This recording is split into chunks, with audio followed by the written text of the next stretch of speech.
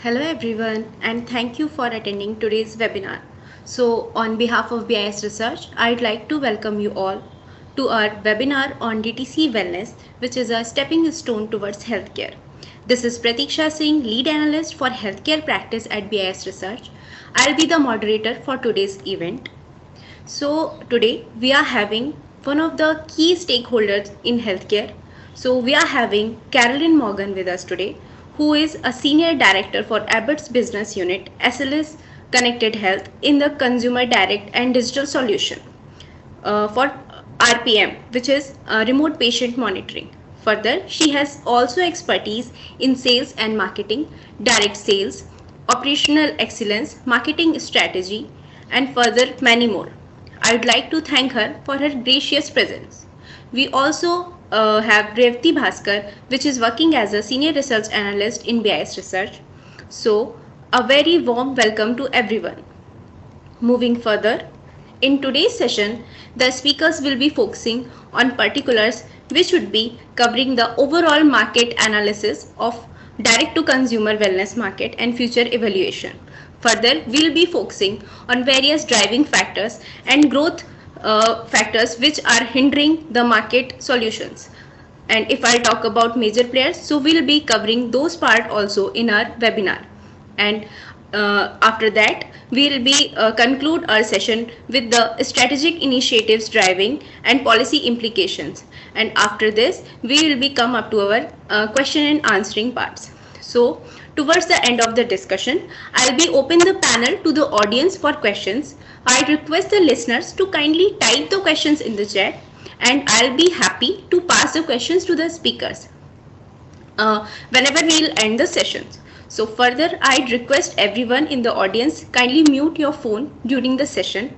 And thank you everyone for your patience, and let's get started. So now we'll start with the DTC Wellness Market webinar, in which we'll be focusing on overview, market scenarios, various type of driving factors, challenges, regulations, and others. So over to you, Revati. Sure. Thanks, Pratiksha. So let's begin the session with an introduction of DTC Wellness Market. So as the name suggests, it's direct to consumer wellness market, wherein services are provided to the consumer, and the market is a patient-centric strategy emerging market which uses technology to empower patients as customers, enabling their access to the healthcare they need. It's basically a market which strengthens the doctor-patient relationship. DTC Wellness also includes the testing that helps to deliver custom solutions based on the test requirements. Various types of testings are being carried out by the companies in the US and globally, which are general wellness testing, micronutrient testing, vitamin supplement testing, women health testing, etc.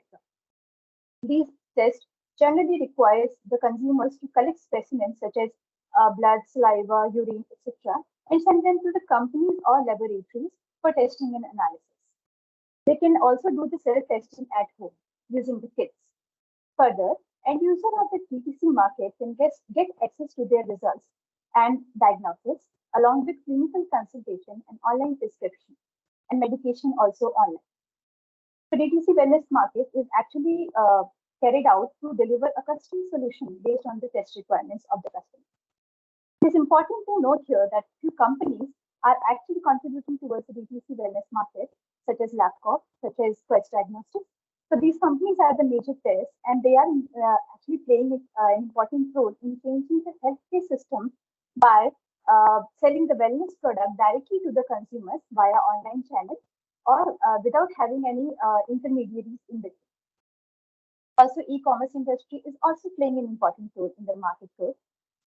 So yeah, this was a brief introduction of DTC wellness from my end. Okay, that's quite insightful, Revati. So now I'd like to ask you that what are the other scenarios? And Carolyn, I would like to understand from you, what do you understand from DTC wellness? How do you see this market towards like in future prospects, or what are the current scenarios which would be regarding the growth of this market? Can you please put some insights from your side too? Yes, thank you. Repti, thank you for sharing that information. And that's a really accurate assessment the current status of the market, but we see growth now in this space being accelerated, especially post-pandemic, where consumers were more accustomed to perhaps testing at home. There was a big shift in moving to the over-the-counter, direct-to-consumer, and at-home testing market. So I do see continued growth in the future in the space for overall health and wellness. Generally speaking, it is a much more empowering ability for the patient who is also a consumer, right? So we have to remember that the patient is the consumer is the patient. And so overall, it's the experience, the ease of use, the accuracy of the results reporting, and so many other factors play into it as we will discuss here. But yes, this is an exciting time to enter into the direct-to-consumer health and wellness space. Very exciting time. Okay, thanks, Carolyn. So basically, you summed up with this like patient is consumer and consumer is patient for this market, right? So now moving forward, like after this, we'll be focusing on other factors which would be considering the accelerating factors for this market, as in what are the drivers which are currently impacting the growth of the markets, how they are directly impacting or they are indirectly impacting the market. So we'll start with this session. So Revti, over to you. Sure, Pratiksha. So let's talk about the factors that are accelerating the overall market. So there are a few pointers that are being mentioned in the presentation here. So first is the awareness among the customers related to the DTC wellness. So according to the survey conducted by McKinsey, approximately 7,500 customers in 6 countries reported that 79% of the respondents believe that wellness is an important aspect, and 42% considered it as a top priority.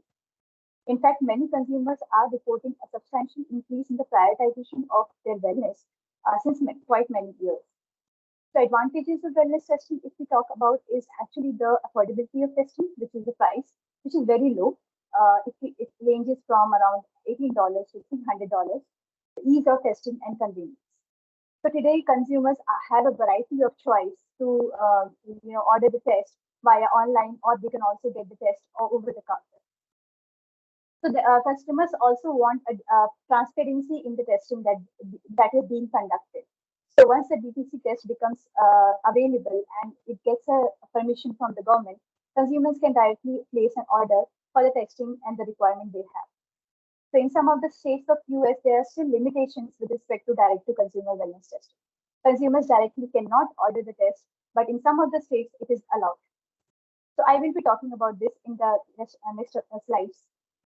So another factor is emerging market players that are catering to DTC concepts during the pandemic.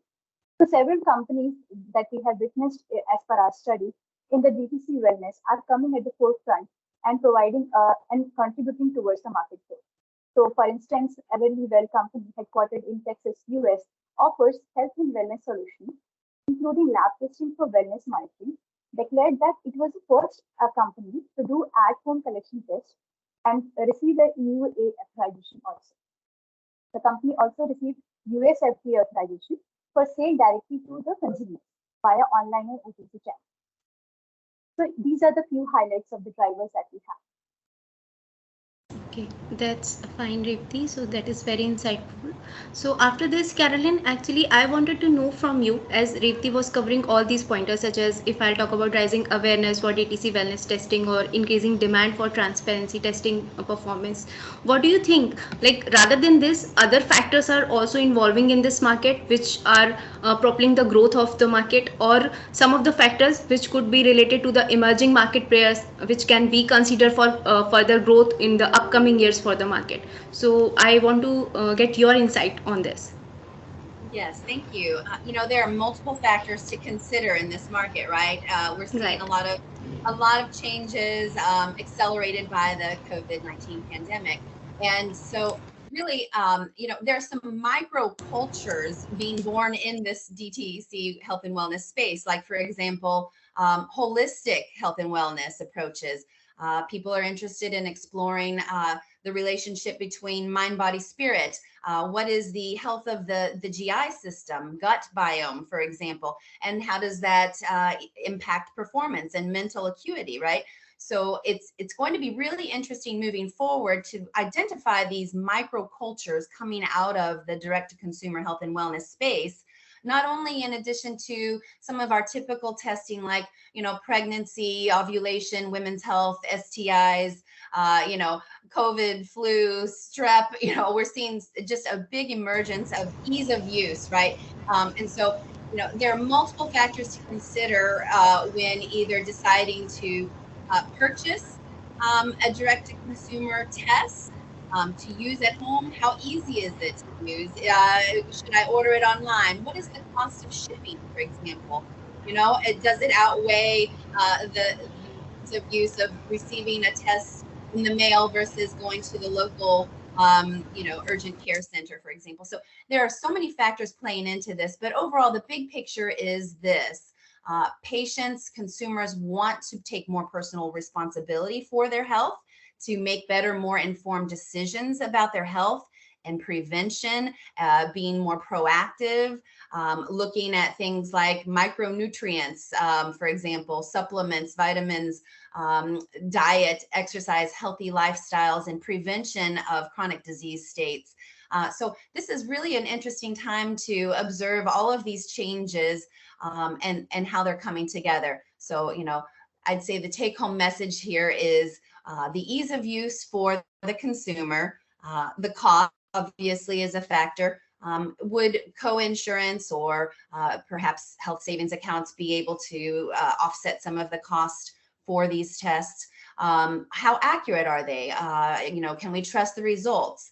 What are the company's policies around storing a DNA sample, for example? Is there transparency? So it is really on the consumer to do their own due diligence, read the instructions for use, visit the company website, and perhaps visit a forum where others have given reviews on these products. So, not only are we seeking to be informed about our health, but we also need to inform ourselves about the company, the products being offered. And so, trust and transparency will play into this as we move forward and see really exponential growth over the next few years.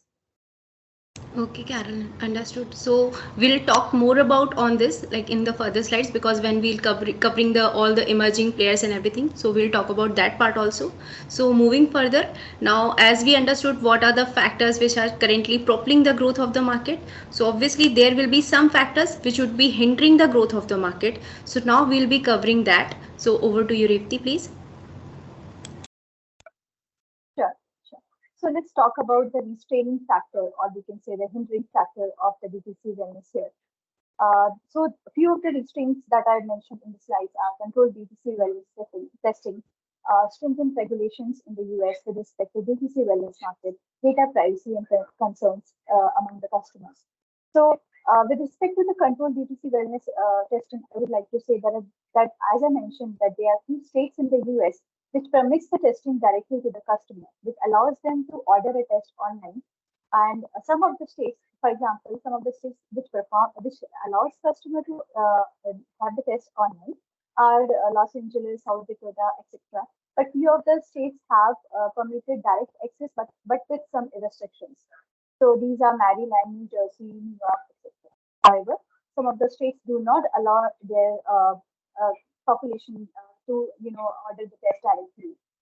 They have to undergo physicians. They have to take the physician's advice, and then they can order the test. So those states are South Carolina, Alabama. Moving ahead, then we have data privacy and security concerns. So consumers' privacy is the utmost factor here. When a customer order test online, so there are many questions that raise in their mind, which is how the company is there any privacy attached with the company, and what are the data how they are going to use the data, is it safe? So these are the questions that arises in a patient's mind when they order a test. So that is one of the aspects here that can be considered as a limitation or challenge, we can say.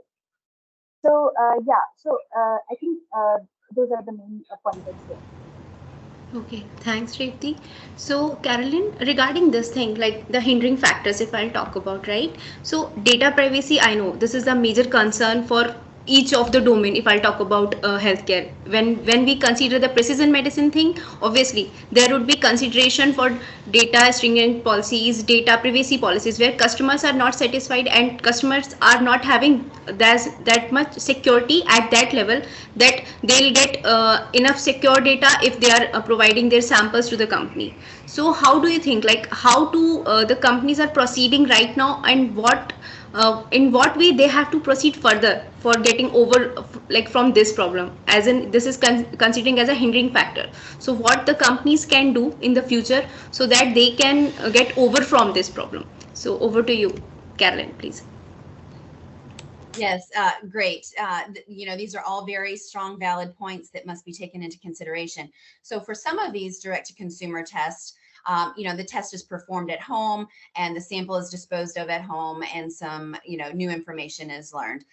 But now for other direct-to-consumer testing products, we're seeing a sample taken at home, but then shipped to the company for further testing and more high precision accuracy instrumentation. And so what I'm seeing is that, there is consideration for this. There are privacy policies in place, but generally the consumer has to be proactive in seeking these out. Data is kind of like the gold, right? So having a DNA sample, for example, that could be used for further research. Even though there might not be personal identifiers attached to that DNA sample, it still could be used in the future for experimentation, testing, for the research. So it's very important to study up on those policies and request to opt out if this is a concern for you. Again, you've got to be proactive in taking these steps and doing your own due diligence. But again, regulations are in place to protect both the company and the consumer. FDA approves so many of these tests, but some of them don't require FDA approval. So that's something else to take into consideration. How important is it to you as the consumer to have it FDA approved? Is that required, or is there just this is a quick decision that you're making for your own family, perhaps? So it's an interesting space. It's wide open. It's almost like the Wild West in a way, and that everyone is rushing to get their products to the market. But we have to be very careful using regulations, privacy. HIPAA will always be a concern. What happens to the information around the PHI, and then again the results and the sample. So these are three big factors to consider when making a decision around that purchase and whether to use direct to consumer or through your care provider. So Okay. yes. Okay, that's quite insightful, Carolyn. So, moving further, as we understood what are the growing factors, what are the hindering factors which are currently related with the market. So, now we'll focus on the regional market landscape of the DTC wellness. As we know, like US as a region, as a country, is playing a major role in this market. Various of the companies which are currently established in this region, and upcoming companies as in emerging and like startups are there for this region. So we'd like to get insights first of all from Revti, then we'll come up to Carolyn. So Revti, please start. Sure. So let's talk about the regional scenario of DTC wellness. So here we have targeted US as one of the countries here. So we have classified the US into 6 states, which is Southern US, Midwest US, Mid Atlantic, Western, Southern West US, and Midland US. So based on the study that we have carried out as the BIS estimates, so US DTC wellness market is currently dominated by the Southern US as of 2021. So, and however, the Western US is expected to hold a higher CAGR of 2020, and the overall CAGR is 18.86.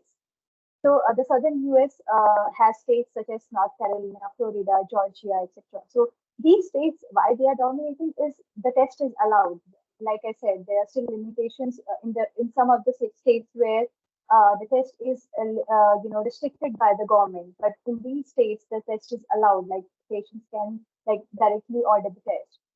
That can be the one of the factors for their dominance However, there are presence of companies in the southern US who are involved in providing their customers with best DTC lab services. For instance, Lighthouse Lab Services, it is a company headquartered in North Carolina.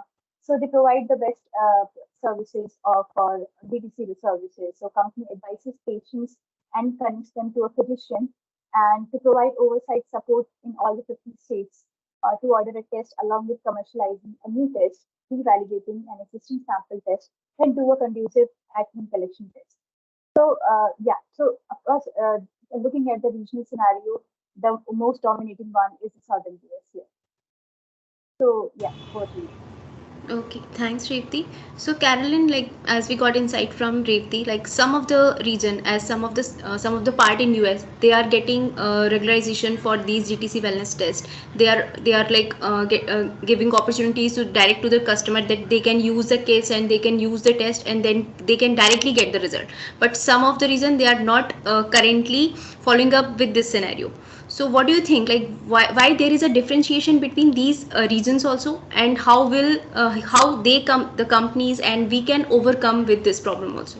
So please, over to you. Okay, yeah, thank you. So this data is really interesting. Looking at the southern U.S., kind of the Sun Belt region, we saw a lot of movement during the pandemic from the colder, more northern states to the south. Partly because of restrictions and regulations and mandates and things with the related to the pandemic, but then also we have to realize that the baby boomers now are looking to retire, and most of them are choosing to retire where it's a little warmer and sunnier. So it's interesting to see this data, and that I believe this is very accurate, and it tells us the story, which is you know some of the older populations are adopting this direct to consumer testing mentality, which originally we thought would potentially be more challenging, maybe not as eager to adopt this type of testing or health assessment. But really, this is encouraging not only for those looking to enter into this market as a player, as a company producing these tests, but also, it tells us that, patients are really wanting to take their health and be more proactive, look at prevention, look into supporting healthier lifestyle choices. So yeah, and then partly, I see the lower adoption in the New England states. We have to remember that that's a more concentrated population in the northern states as well, and access to care providers, labs, hospitals, health systems. It's much more readily available. It's not as far to travel, whereas some of these southern states in the Midwest, they're more sparsely populated, more rural.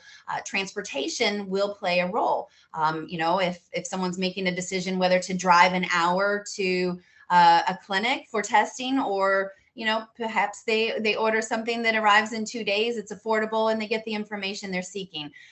So it's really interesting to take a look at this data. I agree that it's accurate, and it shows us some of these important trends to monitor. So access to care, ease of use, distance to travel, whether it's a rural or a more urban area, plays a role in how these adoption rates in various markets will be taken into consideration. So yeah, it's very interesting. But I agree with these numbers. Okay, Reflecting okay. accurate. Yeah. Yeah, thanks, Caroline. Thank you so much, and thank you so much for your insights on this. So, moving further, if like as we covered all the regional market landscape over here, so now we'll talk about the leading market players, which will be including the emerging market players, the startups also in this market scenario, how they are impacting the growth of the market, and how they are sharing their role in this market. Now, moving ahead, Rifti, please carry on with this part. Yeah. So let's talk about the companies here in the DTC wellness. So the major companies that we can see in slide, of course, here is Quest Diagnostic and Labcorp.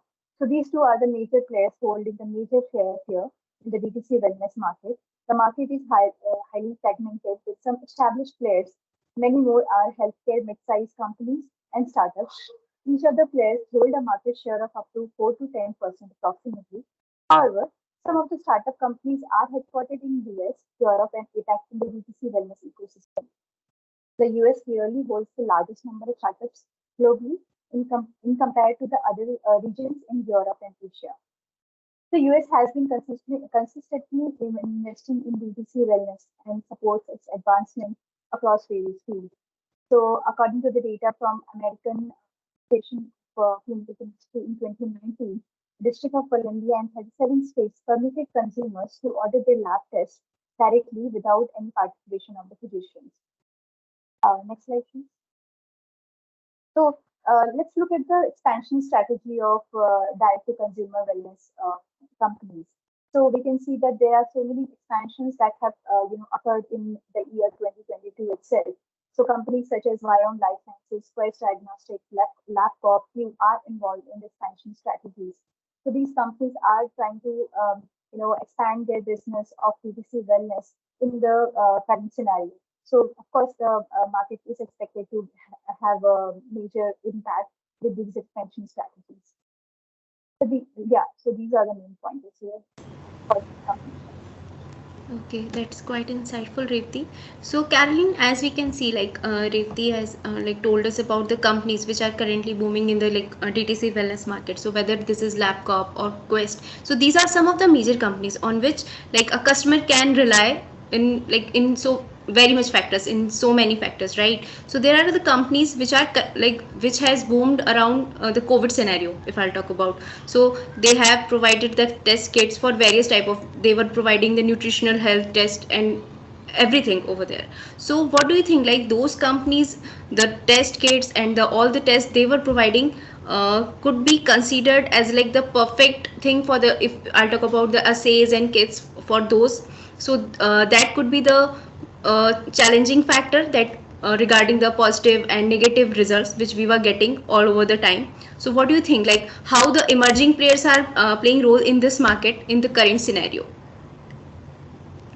Yes, very good. So, brand recognition goes a long way too. LabCorp and Quest have a good reputation for delivering timely, accurate results. They are well equipped with precision instrumentation, and for some of the more esoteric testing, it is very important to send the sample to the lab, have that reviewed by clinicians, confirmed that the result is accurate, and then to provide a clinical pathway. That is always going to be important for certain types of tests. Some other considerations, however, is that if the sample is being taken at home by the patient, is it a quality sample, right? Was it obtained accurately? Is it sufficient enough? So oftentimes with the direct-to-consumer test, we see an issue in, not sufficient sample. And so that could be a problem. There's got to be a good, strong education with all of these direct-to-consumer products that the sample is taken accurately and in sufficient quantities. And then, there's no real substitute for that kind of clinical review and care pathway based on results. So it's going to be interesting to see how resulting blends with technology, either, on a patient's smartphone, looking at, potential flags on, high or low out of range results and what that might indicate. And then what the follow-up might be, so what is this information really telling me? And am I informed enough? Do I need to speak with a medical provider around this? Do I understand everything that's being shared? But, I really do see this as being a strong and growing. This is, the fertility industry is going to see a big boom. They're already seeing that, knowing, when is the best time to plan for conception and family planning. So that's going to be strong. Point of care testing is always going to be exceptionally strong. And then how does this impact revenue for some of our urgent care centers and hospitals and health systems.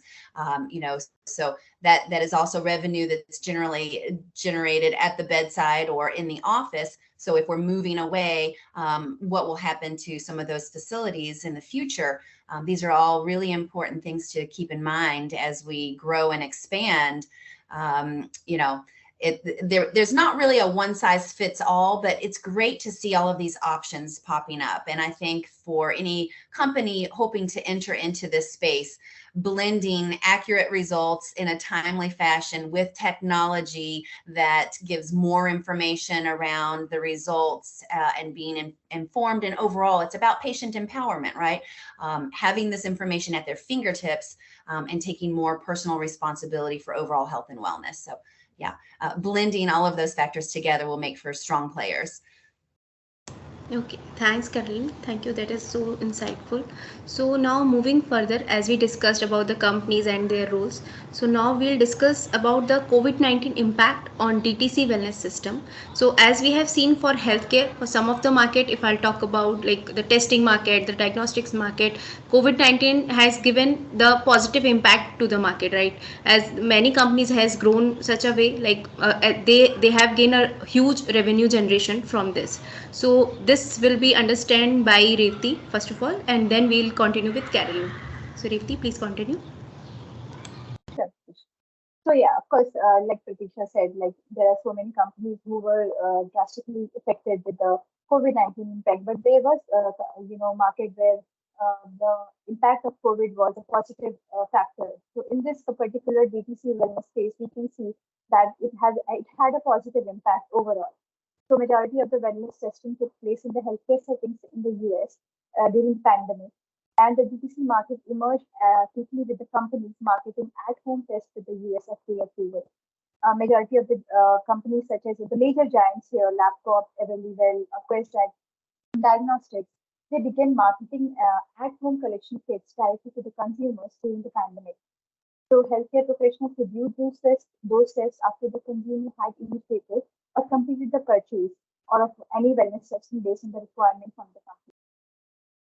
Companies also started making marketing diagnostic and serological COVID-19 tests directly to the consumers in the middle of the pandemic. The sample was also collected from the patients at home and also sent to the laboratory for the test with negligible involvement of any healthcare providers.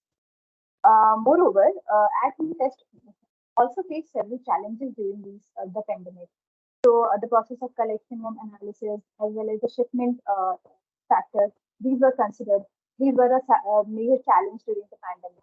Also, there was a risk of false positive or false negative results, depending on several factors such as use of inadequately validated assays or testing outside the diagnostic workflow.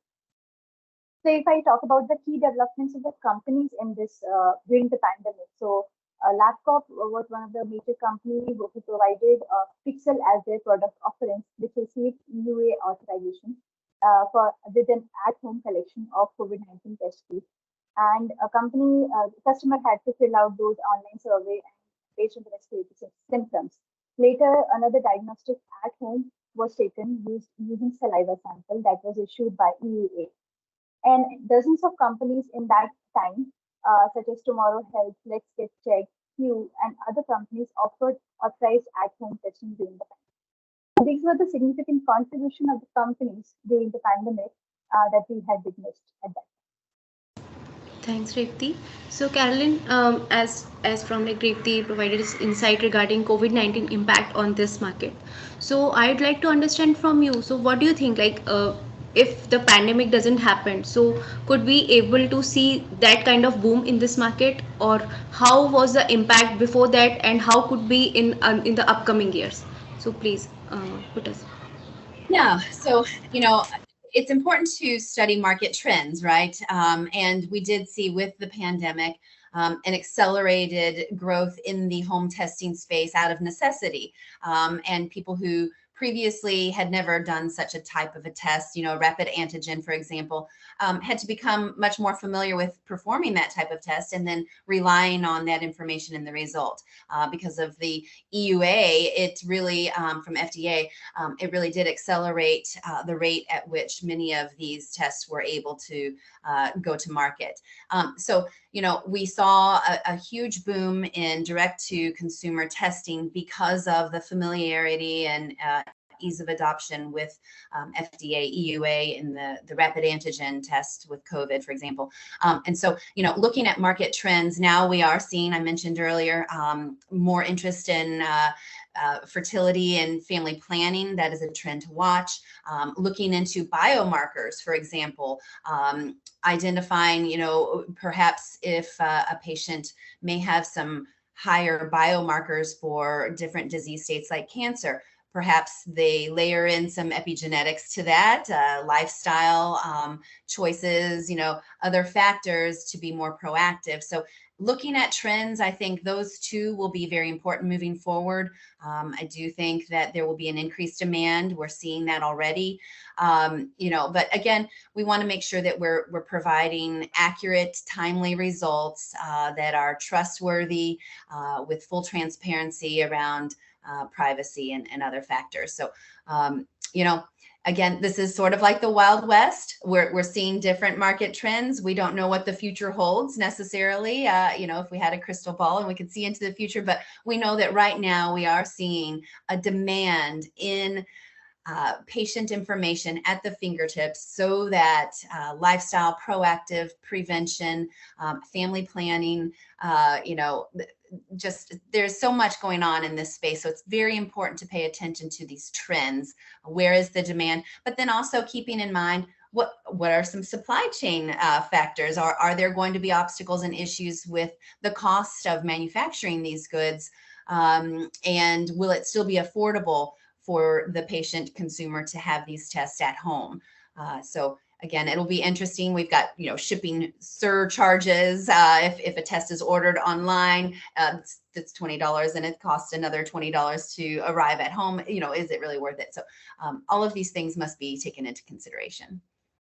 Okay, that's quite insightful, Carolyn. So now moving further, we'll come up to the last segment of our webinar. Ria, next slide, please. Yeah, so these are the initiatives which would be undertaken to drive the DTC wellness market, that would be covering by Revti, and then we'll discuss with Carolyn how they are proceeding currently. So Revti, please go ahead. Thank you, Krishna. So let's talk about the initiatives undertaken by the companies and the regulatory bodies, which are responsible for the overall growth of DTC wellness. So we can see that, companies such as Quest Diagnostic and that we have already discussed in the earlier slides, they have contributed towards the DTC wellness market space.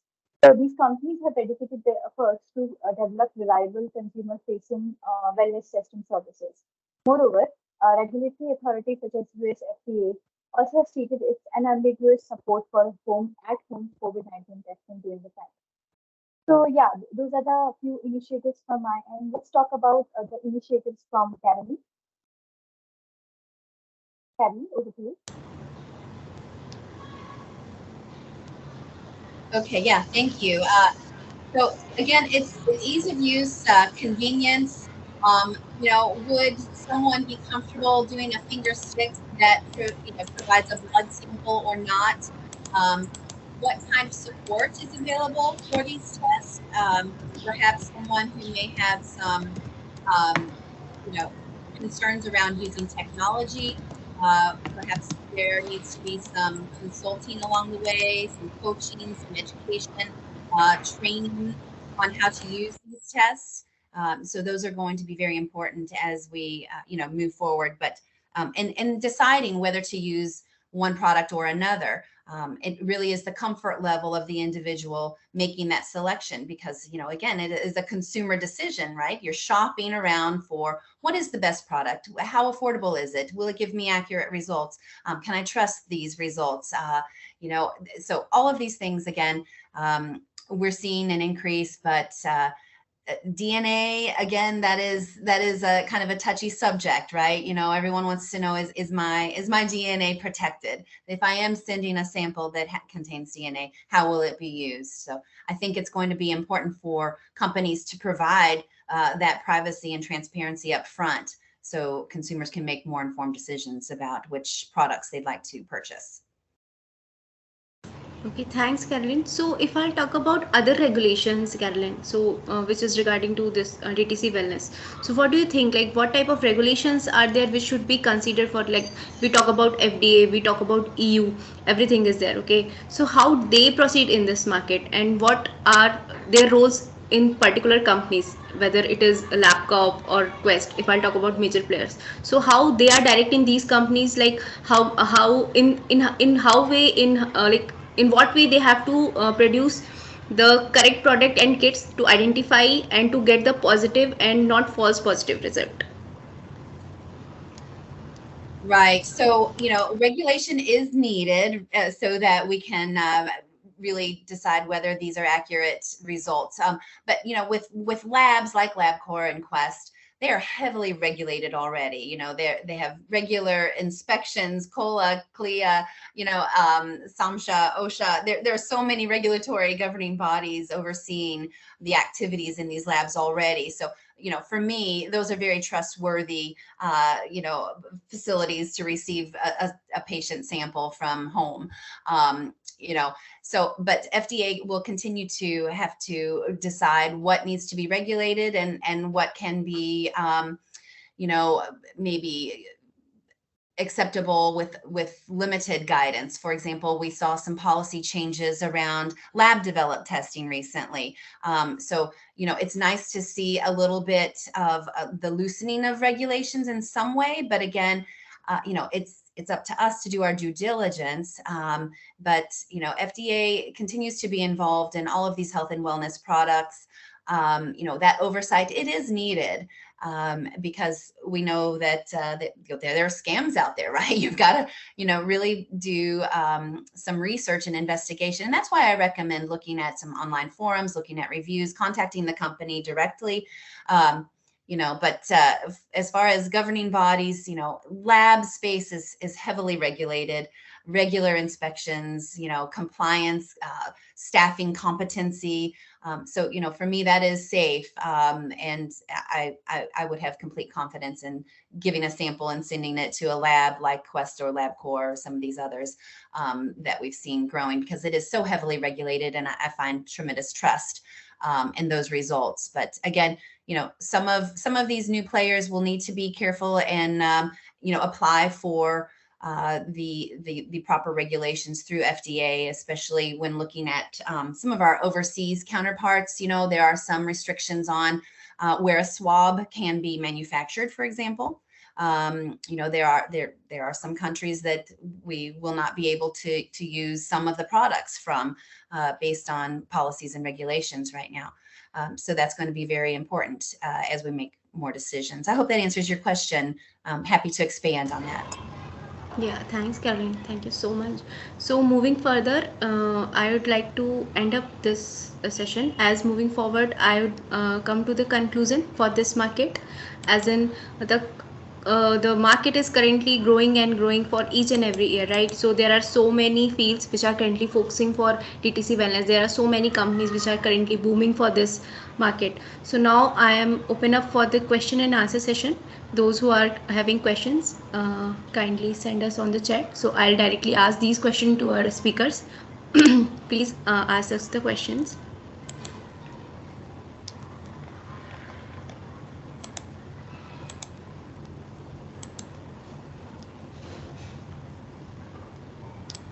Okay, so there is a question regarding the role of what are the major players which are currently offering wellness tests with respect to the DTC wellness thing.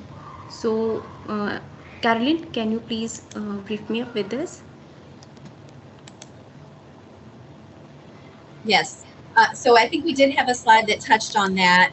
Right. But it depends on the niche market. There are top players in every market, whether it is fertility testing, whether it is pregnancy testing, whether it is some DNA, genetics, biomarker testing. We saw a slide with Myriad and 23andMe. Those tend to be stronger top players. Again, it really depends on what type of test, because it's a broad range. So for COVID, we saw some top players, Abbott and Siemens, had a rapid antigen. But so again, it really just depends on what it is that we're testing for. If it's a toxicology, drugs of abuse screening, so if you want to be more specific, maybe I can speak to that, but it's a very broad question with multiple answers.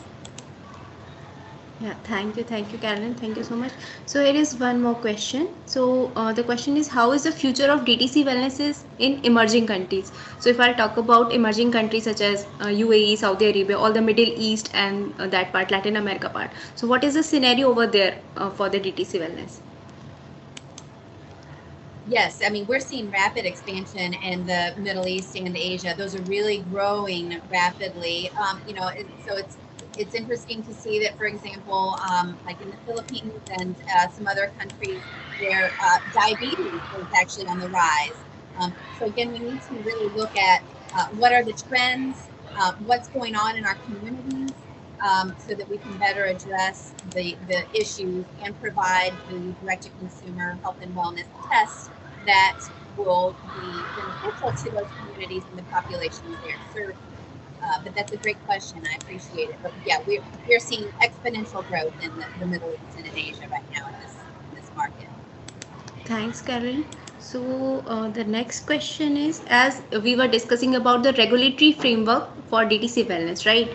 So what are the other contributions of the regulatory authority in the market? So, Caroline, can you please explain that?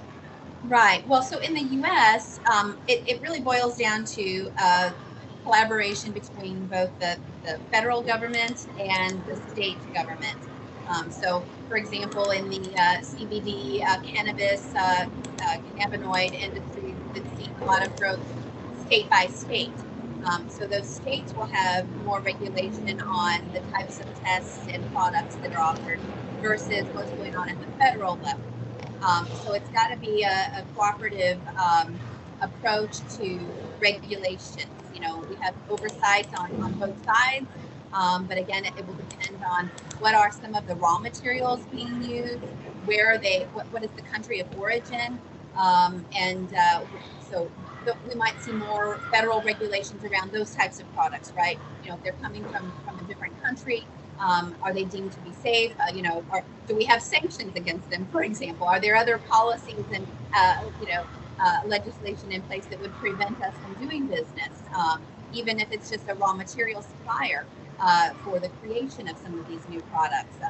Again, it takes a good deal of research to really uncover what are our obstacles and barriers, and then where do we have the support. So looking at the U.S. market overall, we really are seeing a demand. We're seeing that the FDA is willing to consider applications.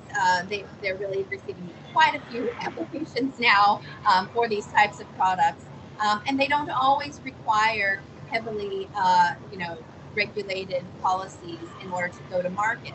It just depends on the nature of the product. Again, like I said, what are the raw materials involved? What type of sample is being collected? If we're dealing with a blood sample, it's more regulated than, perhaps a saliva swab or, a urine sample. So there are just so many variables to consider.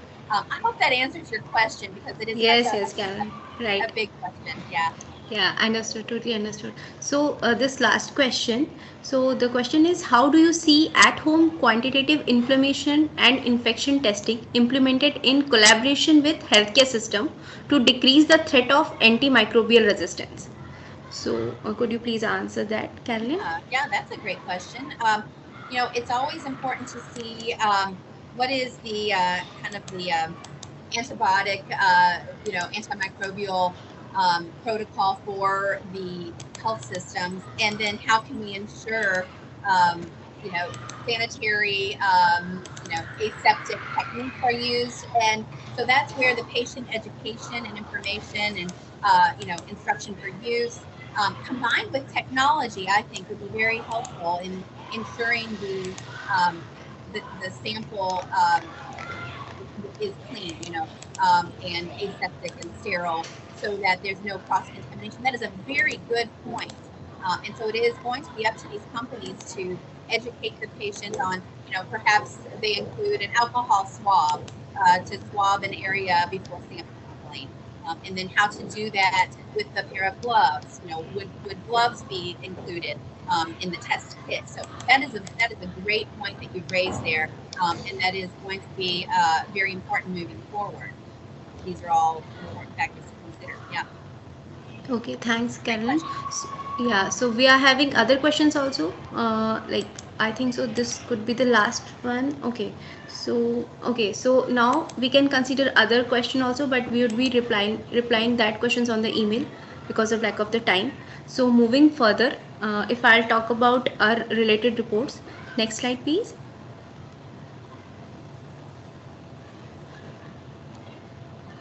Ria, next slide, please.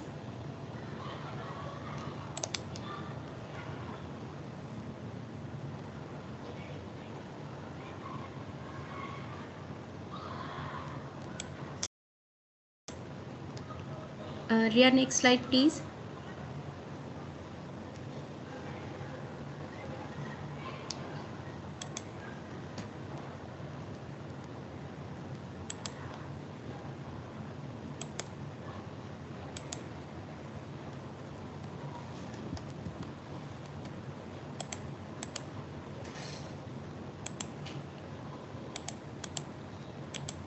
Okay, so moving forward, if I'll talk about our reports for this market, we are having one report on DTC Wellness Market, which we have published in the Feb only. So you can collect that report and sample from our website.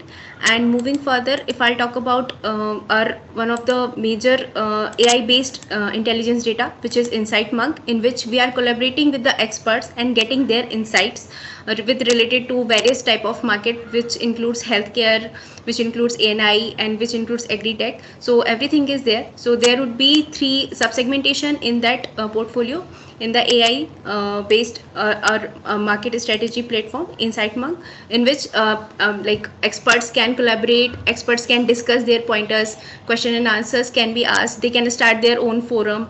So yeah, these are the things which we can be discussed over there.